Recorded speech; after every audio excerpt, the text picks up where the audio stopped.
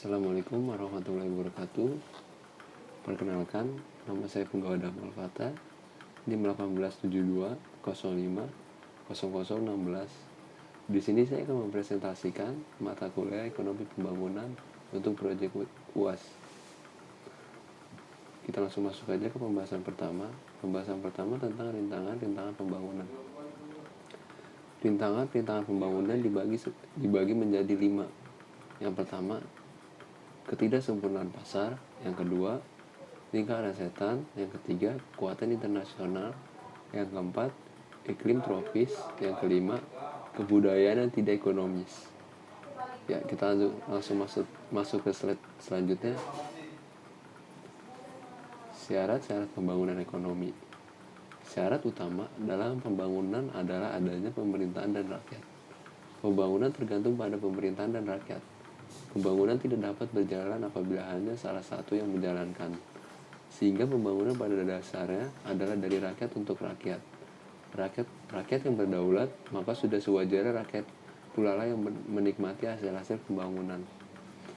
Pembangunan yang hanya dijalankan oleh satu pihak atau dipaksakan, artinya tanpa melibatkan rakyat dalam arti sebenarnya, bukanlah model pembangunan yang ideal.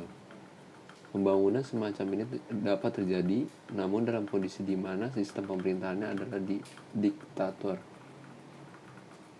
Pembahasan selanjutnya adalah kriteria investasi.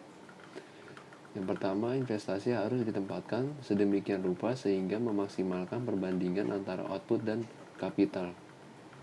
CO terendah, investasi hendaknya mengurangi kesulitan dalam neraca pembayaran sehingga akan memaksimalkan perbandingan antara ekspor dan investasi.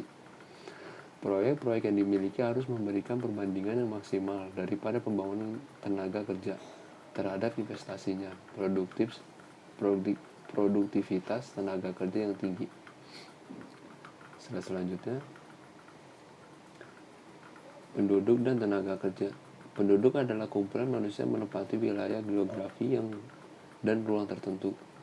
Tenaga kerja adalah setiap orang yang mampu melakukan penghasilan guna pekerjaan, menghasilkan barang atau jasa baik untuk memenuhi kebutuhan sendiri ataupun masyarakat.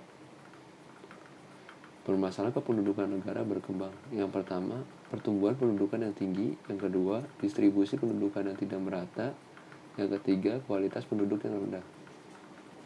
Selanjutnya, kapital. Semua bentuk kekayaan yang dapat digunakan baik secara langsung ataupun tidak langsung dalam produksi untuk menempatkan output.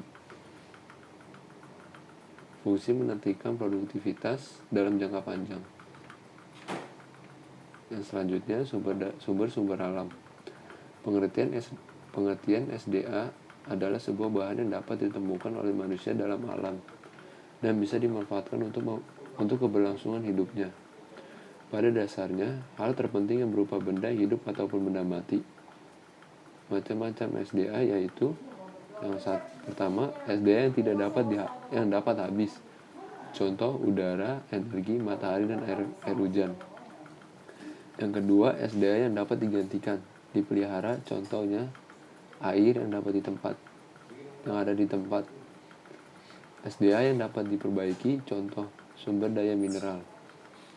Selanjutnya, teknologi. Teknologi adalah suatu perubahan dalam berbagai produksi yang nampak dalam teknis produksi yang ada.